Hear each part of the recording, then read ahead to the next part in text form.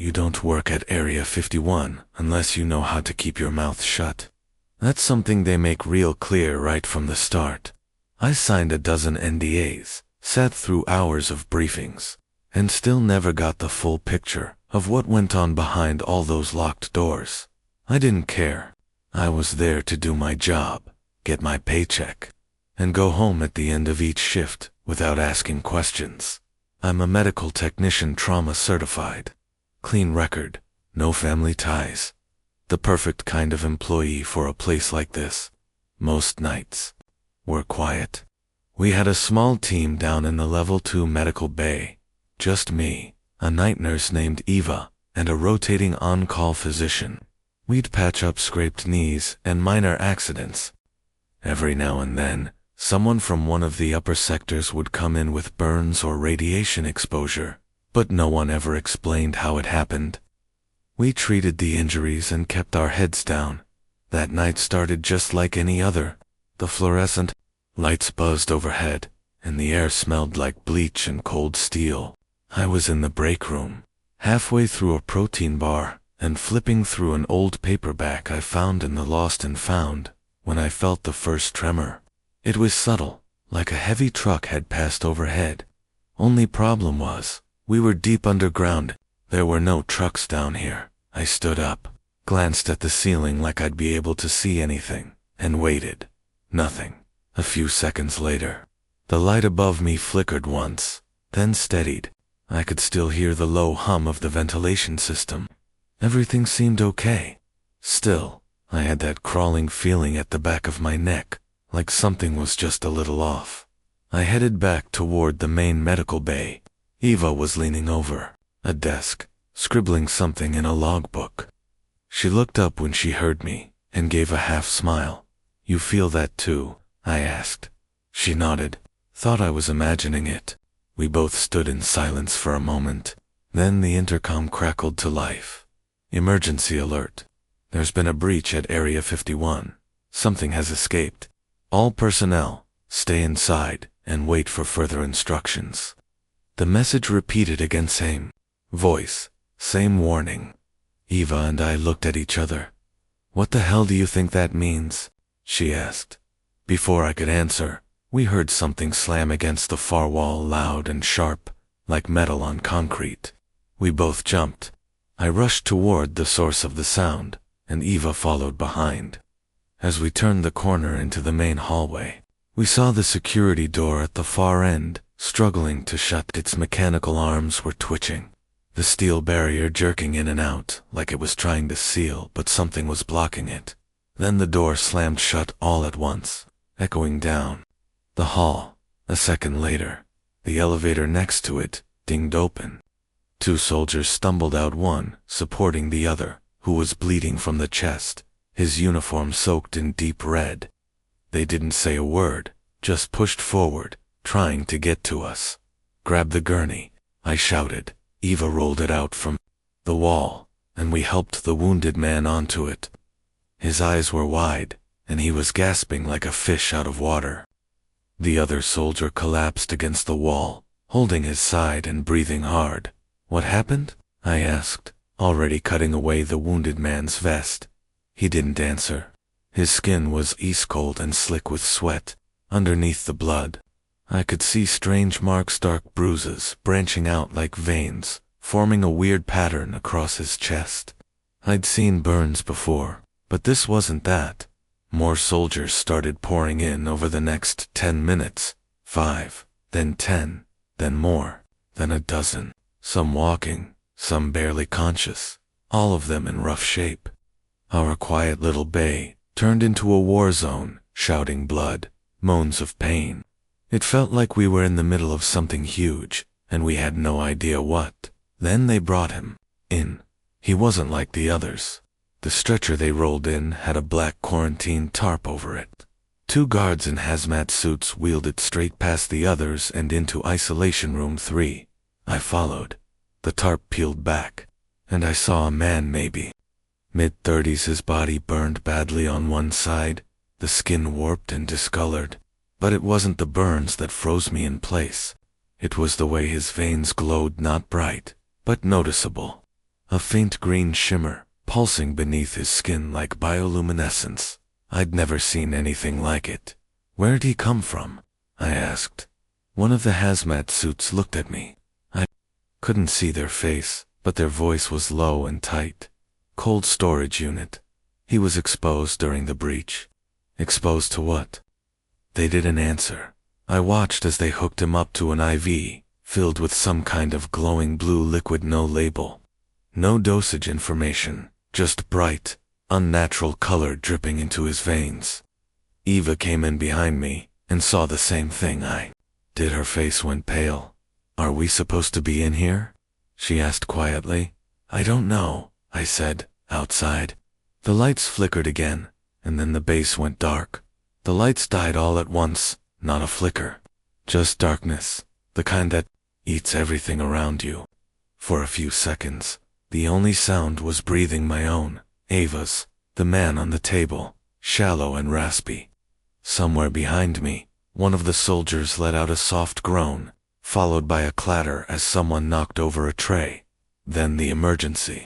Backup lights kicked on, dim red and useless, casting long shadows that danced across the walls like something alive. Generator should have kicked in, Eva whispered beside me. I nodded but didn't say anything. We both knew this wasn't just a power outage. This was bigger. The intercom kicked on again, this time with static, drowning out the voice. Unmarked breach, stay inside a known organism, avoid contact. Then silence. No repeat, no reassurance, just a garbled warning in dead air. That's when the man on the table moved. He hadn't made a sound until now. Not even when they'd inserted the 4 or cleaned his wounds. But suddenly, his back arched violently off the bed, and his eyes shot open. I jumped. Eva let out a soft yelp. His pupils were blown wide, no whites left, just swirling green and purple, like oil on water. His mouth opened, but instead of screaming, he let out a low, throaty hum, of vibration that made the metal tray beside him rattle. I stepped forward to check his vitals, even though my hands were shaking. The monitor was offline, so I leaned in to listen to his chest. What I heard made my blood run cold. There was something moving inside him. It didn't sound like breath or a heartbeat. It was slithery, like something wet shifting around under his ribs, almost rhythmic, almost alive. I backed away slowly. Eva, I whispered, get the doctor now. She nodded and rushed out of the room. I was alone with him now, the strange man who shouldn't be conscious. His head turned, slowly, toward me, his glowing eyes locking on mine. Then he smiled. His lips cracked as they stretched, dried, burnt, skin splitting open to reveal blackened gums and 2 white teeth. And then his chest moved, not with breath, but with pressure, like something was pushing outward from the inside. The door opened behind me, and I nearly jumped out of my skin. It was Dr. Hensley, still pulling on his gloves. What the hell is going on? He barked. I stopped short. The man had gone still again, flat on the bed, eyes closed, like nothing had happened. I thought he was moving, and his chest, it sounded like something was inside. Dr. Hensley didn't respond. He walked over, grabbed a stethoscope, and placed it against the man's chest. He listened for a moment, then another. Then his brow furrowed. Without saying a word, he grabbed a syringe from the counter, clear liquid, unlabeled, and injected it into the IV line.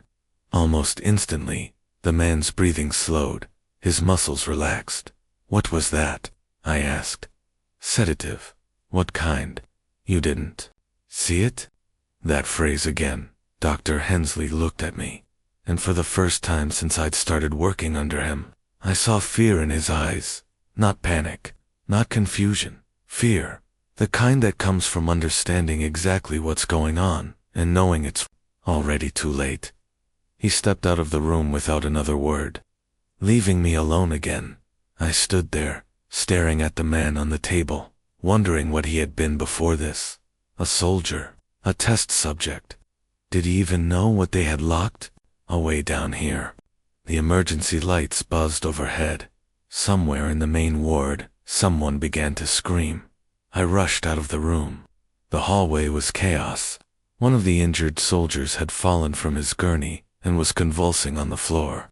His limbs jerked wildly, and his skin was changing color. Patches of purple and green spreading beneath the surface like bruises blooming in fast forward. 2 medics tried to restrain him, but he was strong. Too strong. He threw one of them across the room with a single jerk of his arm. Another nurse hit the emergency lockdown button.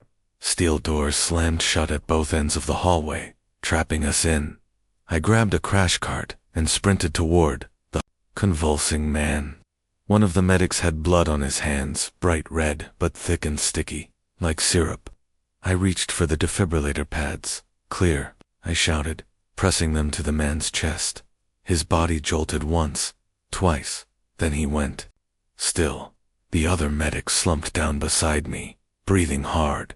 "What the hell is happening?" she gasped. I didn't have an answer.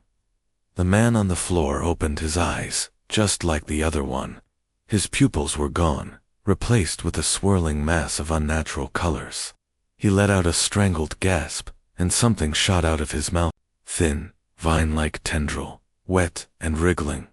Everyone screamed. I scrambled back, slipping on the blood-slick floor. The tendril whipped around like it was searching for something. It curled around the leg of a nearby gurney and pulled itself forward, dragging the man's body with it like a puppet. More tendrils burst from his arms, his neck, even the stump of what had been his left hand. The room erupted into chaos. Someone pounded on the sealed door. Another tried to call for help, but the radios were dead. The lights flickered again. When they came back on, more soldiers were convulsing. One by one, their bodies began to change, tendons snapping, bones shifting, skin tearing to make way for the things growing inside them. It wasn't just a virus. It wasn't just a breach. It was spreading. I don't know how I kept moving. Maybe adrenaline, maybe fear, maybe because, if I stopped, I knew I wouldn't start again. The tendrils were everywhere, now writhing, wet things slithering across the floor, climbing up walls, snapping at anything that moved. One lashed out at a medic's ankle and yanked him off his feet, dragging him across the tile. He screamed until something plunged into his throat, cutting him off in an instant. I grabbed Eva by the wrist. "We have to go. Now." She didn't argue. We sprinted for the storage wing, ducking under a spray of shattered glass as a shelf crashed down beside us. I didn't look back. I didn't want to see what those things were doing to the bodies. I didn't want to see if any of them were still alive when it started. We made it to the side hallway just as one of the vines slammed into the wall where we'd been standing a second earlier. It twitched, searching. I hit the emergency override on the wall panel, and the heavy door slammed shut, sealing us off for now. We both collapsed against the far wall, gasping for breath. Eva had blood on her scrubs, not her own. Her hands were shaking. "This isn't a virus," she said, her voice barely more than a whisper. "This is something else." I nodded. "It's inside them, growing. How does that even happen? What were they keeping down here?" I didn't know. But the way it was spreading, how fast it was mutating people, this wasn't some accident. Someone had made this, or worse, found it. We stayed there for a minute, trying to breathe, trying to think. Then I remembered the patient, the one who started all of this. The man from the cold vault. I stood. "I have to go back," I said. Eva grabbed my arm. "Are you out of your mind? He's the sorcerer. He's connected to it. We need to know what he is." She hesitated, then stood too. "Fine, but we're sticking together." We crept through the maintenance corridor, staying low. The emergency lights were even dimmer here, flickering red and barely enough to see by. The halls echoed with distant screams, but none close yet. We reached isolation room 3. The outer door was ajar. Inside, it was too quiet. No alarms, no monitors, no voices, just silence. The man was still on the bed, unmoving. The blue four-bag was empty now, drained completely into his veins. His skin shimmered faintly under the low light, a sickly glow, radiating from within. I stepped closer, trying to see if he was breathing. The stethoscope was gone, so I leaned in. No sound, no movement. Then his mouth opened slowly, like something testing a hinge from inside. I heard it again, that humming vibration. Low and wet and alive. My whole body tensed. I stepped back. His eyes opened. And this time, he sat up, not fast, not violently. He just lifted himself, as if gravity no longer applied. His feet touched the floor. He turned his head to look at us. Then he spoke. "You shouldn't have stopped the drip." His voice didn't sound human, not fully. There were layers to it, like multiple voices speaking at once, some deeper, some higher, some not even in English. What are you?" I asked. He tilted his head. "I was nothing. Then they fed me." He took a step forward, and the floor beneath his bare foot sizzled. The glow in his veins pulsed brighter, matching the rhythm of that low hum in his chest. Eva raised a scalpel from a nearby tray, shaking but ready. "Stay back," she said. He smiled again, that awful, cracked lip grin. "You think you can stop this?" He raised his arm. His hand split down the center, fingers peeling back like petals. From inside, more of those vine-like tendrils began to emerge, twitching. Searching. Eva lunged. The scalpel sliced across his chest, but instead of blood, thick green fluid oozed out, hissing as it hit the floor. The man didn't even flinch. He waved his hand, and those writhing tendrils lashed out. Eva screamed and stumbled back as one wrapped around her forearm. I grabbed the nearest thing I could find, a metal tray, and slammed it down on the tendril. It shrieked, the sound sharp and high, like a boiling kettle, and released her. We ran again back through the corridor, down past the loading bay, deeper into the facility. I didn't even know where we were going anymore. I just knew we couldn't let that thing follow us, behind us. The intercom crackled to life again, different voice this time. Frantic.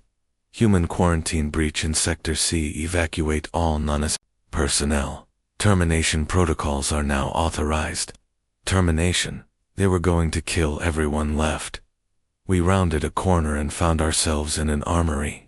It must have been a back route and authorized for medical staff, but I wasn't in the mood to follow protocol anymore. I grabbed a fire extinguisher. Eva found a stun baton and a sealed med pack. "This won't stop that thing," she said, voice flat. "No," I said, "but maybe it'll slow it down." The door behind us hissed. Then a slam. Then footsteps, not running, not stumbling, walking, deliberate. He was following us. I peeked around the edge of a shelf. He was glowing now fully, veins lit like neon wires under his skin. His mouth was open, breathing hard like he was overheating, and behind him, dragging along the floor, was a tangle of writhing vine tissue growing from his spine. It pulsed with each step, spreading, reaching. Then it lashed forward. I slammed the shelf down in front of us, metal crashing against tile. We bolted through the emergency hatch at the back of the room and kept running. The whole facility was starting to shake. The walls groaned. Ceiling tiles cracked. Something deeper was waking up or breaking out. "This thing's not just escaping," I said. "It's growing." Eva nodded, breathless. "And I think it's still hungry." We couldn't tell if we were going deeper into the base or heading toward the surface anymore. The signs on the walls were useless, half of them flickering, the others smeared with blood or melted from heat. Still, we moved. Our steps were fast but careful, always listening for that low hum or the slick sound of vines dragging across the floor. The deeper we got, the worse the air became. It smelled like copper and rot, with an undercurrent of something chemical like burned plastic and spoiled meat. The ventilation systems must have gone down. The air was hot and heavy, clinging to our skin, making our clothes damp, filling our lungs like we were breathing through wet cloth. At the end of the hall, we reached a security door. This one had a handprint scanner and a numeric keypad. I don't have clearance for this, I said, half expecting it to lock us out instantly. Eva stepped forward and placed her hand on the scanner. Nothing happened for a second, then a soft beep, followed by a green light, and the door slid open with a hiss. I looked at her. She shrugged. I used to work level 4 before they reassigned me down to medical. Never revoked my access. Inside was a small surveillance room. Multiple monitors lined the walls, most of them static, but a few still showing live feeds. I walked up to one and leaned in close. The feed was from BioCell 7, whatever that was. The room was completely overgrown with what looked like thick, knotted roots. The floor had cracked apart, and vines had overtaken the ceiling, crawling across the lens of the camera, as if they could sense they were being watched. Another feed showed a hallway we had just come from. There, in the center of the frame, was him, the man from the cold vault. No longer just a man. He was taller now, at least a foot more than he had been. His body was stretched unnaturally, spine curved forward like it was too heavy for his bones. The glow from inside him had intensified. It bled out through his pores, casting green and purple light on the walls around him. And he wasn't alone anymore. 2 more figures stood behind him, once soldiers. Now, something else. Their bodies twisted and fused, with the same writhing mass. You could barely tell where the person ended, and the growth began. They're multiplying, Eva whispered. No, I said. They're converting. She didn't respond, but I could see it on her face. The same thought had already taken hold. We're next. I moved to the control panel and scanned for a map. The emergency schematics were still loading slow, probably on backup power, but enough of it came through to give us a rough idea of where we were. Service elevator, I said, pointing. If we take this corridor and loop past Containment Lab 3, it leads to the old cargo lift. Might still work. Might. It's the only shot we've got. We left the surveillance room and entered another hallway. This one was eerily silent, no lights flickering. No vines on the walls, just a long stretch of concrete and pipes overhead, some still dripping condensation. The silence was worse than the screams. About halfway down, Eva stopped. What? I asked, spinning around. She pointed to the floor. Tracks. Not footprints. Drag marks like something heavy had been pulled through. Wide swaths across the floor with smaller streaks, like limbs, and they were fresh. I gripped the fire extinguisher, tighter, and we moved forward, slower now. Every corner we turned felt like it would be our last. I kept thinking I'd see those glowing eyes again, that horrible mouth splitting open, those tendrils whipping through the air, to pull us into that crawling mass. But we didn't see him. Not yet. When we reached Containment Lab 3, the door was hanging off its hinges. The frame was bent inward like something had forced its way out. Inside, the lab was torn apart, tables flipped, broken glass everywhere, and in the center a containment pod, a large upright tank, split open straight down the middle. A puddle of thick fluid had spilled out onto the floor, green and bubbling. A single word was printed on the side of the tank, Proto 7. Prototype, Eva asked. I nodded slowly. Looks like it. We stepped closer, scanning the room. Lab notes were scattered everywhere, most of them soaked or shredded, but a few pages were still intact. I picked one up. The handwriting was rushed. Reaction to the cellular blend is more aggressive than expected. Not symbiotic, parasitic. Begins replicating within 3 hours. Full takeover by 7. Subject's mental functions deteriorate rapidly, replaced by a singular focus. Spread. Another note. Do not introduce for accelerants. Exposure beyond 8 minutes causes irreversible mutation. Freeze protocols only effective before Phase 2. Phase 2. We were already past that. I dropped the notes and turned toward the door. That's when I heard it's a soft, wet squelch behind us. I spun around, raising the extinguisher, but nothing was there. Just the pod, The puddle, the broken glass. Then another sound. Above us, we both looked up. Something was clinging to the ceiling, a soldier, or what used to be one. His body was fused to the steel supports, vines embedded deep into the metal. His mouth hung open, and from it, a single tendril dangled down, swinging slightly, dripping green fluid. The soldier's eyes opened. I grabbed Ava's arm and yanked her back just as the thing dropped. We ran. The scream behind us rose in pitch, as more of those tendrils spilled out from the soldier's body like bursting arteries. They slapped the ground, pulling the twisted body forward in erratic, crawling lurches. We made it to the far door, slammed it shut, and locked the manual bolt. For a few seconds, we just stared at each other, catching our breath. I looked down at Ava's arm. She was bleeding. A shallow cut along her wrist, no, deeper than a paper slice, but already, the skin around it was turning dark purple. No, I said, stepping closer. No, no, no.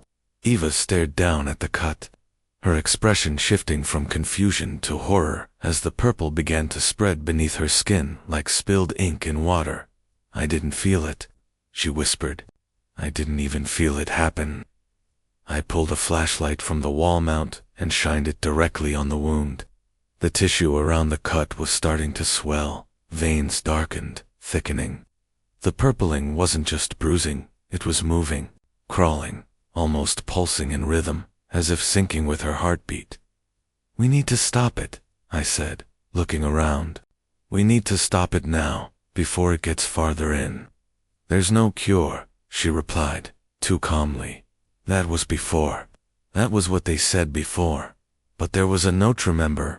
The lab notes, the freeze protocol. She looked up, eyes wide. You think that would work? It's all we've got. I dug into the med pack we'd taken from the armory. There was a cryospray, a small high-pressure canister of freezing agent used for stabilizing burns in the field. It wasn't made for this, but it was something. This is going to hurt, I said. She nodded, bracing herself. I held the nozzle a few inches above the wound and pressed the trigger. The spray hit with a violent hiss, and Eva screamed a raw, guttural cry as the cold bit into her flesh. The skin blanched instantly, turning pale white where the freezing agent struck. The veins stopped moving. The purple halted. Her breathing was sharp and fast, but she was still conscious. You okay? I asked. She nodded through gritted teeth. Yeah, it hurts like hell, but it stopped. I checked again. No new spread. The color was still frozen in place. The tendrils inside her veins looked dormant, like they'd been paused mid-growth. It bought us time, I said. We need to get out of here, fast. The map in my head, what I'd seen in the surveillance room, wasn't perfect, but I remembered enough. The service elevator wasn't far, just a few more turns, a flight of stairs, then up to the surface, assuming the shaft was still intact. We left the lab, moving fast but carefully, Eva holding her wrist. Me, with the extinguisher raised like a bat. The hallways were different now. The vines had reached deeper into the facility, splitting walls, bursting through vents. Everything smelled like wet earth and infection. Somewhere behind us, we heard a scream, followed by silence. Not a natural silence. A choked, final one. We didn't look back. We reached the stairwell, and for a moment, I felt hope. Then we opened the door. A body was sprawled on the steps, face down. At first, I thought it was just another soldier, another casualty. But when I turned him over, I saw something else. His chest had been ripped open, not from the outside.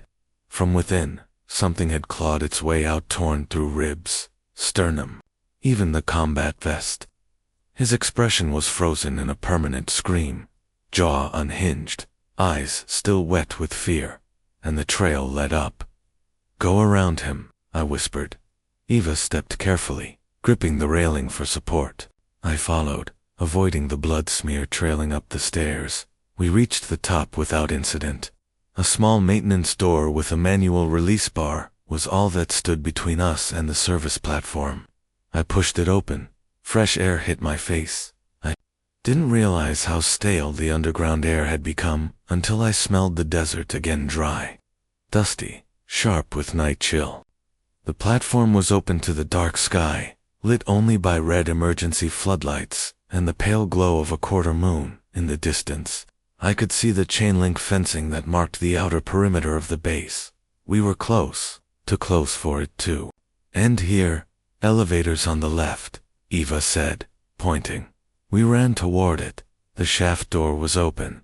The platform was at the bottom 4 levels down. I hit the call button. Nothing happened. No power, I muttered. Backup's dead. We can climb, Eva said, already moving toward the maintenance ladder bolted to the shaft wall. It's not that far. I looked into the blackness below. The ladder extended into a void of shadow, metal rungs disappearing into the dark. Didn't want to do it, but we didn't have a choice. She went first. I followed. We climbed in silence, rung by rung, each movement echoing in the tight space. The deeper we went, the warmer the air became, not from the earth, but from something else. The humming returned faint at first, then louder. Below us, in the dark, I saw it light, green and purple, glowing like fireflies in hell. Then came the sound, wet tendrils slapping against metal, dragging upward. He was climbing the shaft.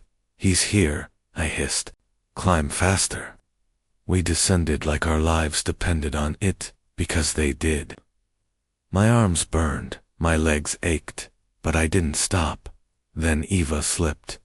She cried out, one hand losing grip. Hold on, I yelled, reaching down. I caught her wrist. Just in time, but her arm, the infected one, had warmed. The frost had worn off, and the color had started to spread again. You have to let me go, she said, calm in a way that made my chest tighten. No, don't say that. You know what's happening. You've seen it.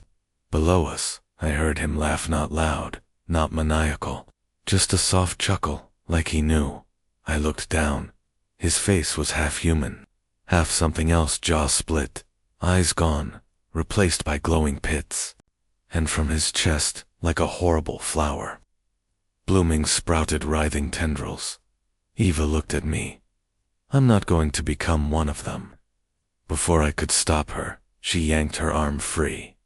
No, she fell past me, screaming, not in fear, but in fury. As she plummeted, she reached into her pocket and pulled the cryo spray. At the last second, she jammed it into the thing's chest and pressed the trigger. The shaft lit up blue. A blast of frost exploded outward. Then everything went silent. I kept climbing. Tears blurred my vision. My throat burned, but I kept going. At the bottom, the platform waited. I crawled onto it and collapsed, staring at the door. I was alone now, but I wasn't safe, because the vines were still growing, and I could hear movement above. I didn't know how long I lay there on the bottom of the elevator platform, staring at the steel door, heart punching against my ribs like it wanted out. Minutes, seconds. Time felt stretched thin, like the air around me pulled taut and ready to snap. Eva was gone. She saved me. Saved everyone still left, if anyone still was. That final burst of cryo had stopped him, at least for the moment. I saw it hit, saw him freeze mid-movement, vines locked in place like twisted roots caught in a winter storm. But that didn't mean it was over. The glow still pulsed faintly in the shaft walls. Small, soft tendrils twitched on the floor like dying insects. The infection wasn't just inside him anymore. It had spread to the base, and maybe beyond. The elevator controls were dead, so I pried open the maintenance panel and triggered the manual override with the flat end of a scalpel I'd pocketed. The hydraulics groaned to life with a wheeze and a rumble. The platform shuddered and began rising slowly, the gears screeching like a wounded animal as I rose. The shaft revealed its damaged cracks along the walls, glowing vines embedded deep in the concrete, some of them dead, others still twitching. Patches of green bioluminescent sludge pulsed like low heartbeats. Whatever this was, It wasn't just a thing anymore. It was becoming a system, a network, a living organism that had used us to break out of its cage. When the platform reached the top, I forced the access door open with everything I had left. The hinges screamed, but it gave way, and I tumbled out onto cold, hard concrete. Above me was the night sky. Real sky, stars, wind. The open air felt like the first breath after almost drowning, but it was short-lived across the tarmac. The base was burning, not with fire, but with light. Whole sectors glowed green from within. Vines had broken through the roof of the south wing. They waved in the wind like grass under water. The fence line was bent inward. Guard towers had collapsed.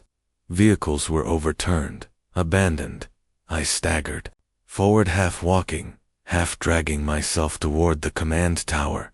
It was the only building still intact, standing tall, like a single tooth in a mouth of rot. When I got closer, the doors were open. No guards, no alarms. Just the constant buzz of broken lights and static on the radio channels. Inside, I found bodies. Most of them looked like they never had a chance. Chests exploded outward, faces frozen in expressions of pain and confusion. Whatever got them, it happened fast. And one of them was Dr. Hensley. He was slumped over the main terminal, hand still reaching for the emergency beacon control. His badge was smeared in blood, but I could still make out the clearance code. I pulled it off his coat and scanned it at the console. It beeped. The screen flickered to life. Final protocols, displayed in bold red letters. Containment failure confirmed. Final strike option enabled. Authorization required. Beneath that, one button. It glowed, orange. Sector purge. Initiate. I stared at it. If I pressed it, I'd be sealing the lower levels. Everything down there, whatever was left, would be frozen, locked in stasis by sub-zero gas injections. If it worked, the infection would die, or at least stop moving. If it didn't, it would all keep spreading. Eva had tried to stop it. She gave everything to stop it. I wasn't going to let that be for nothing. I reached forward and pressed the button. A siren blared, not the panicked kind from earlier. This one was calm. Sector purge in progress. Vacate primary zones.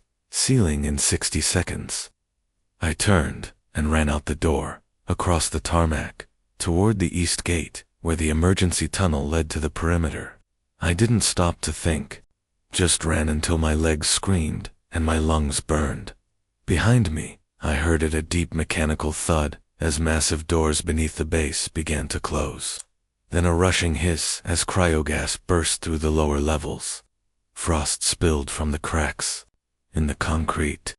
The vines that had reached the surface twitched violently, then turned black and brittle, snapping in the wind. The lights dimmed, and finally, the base went still.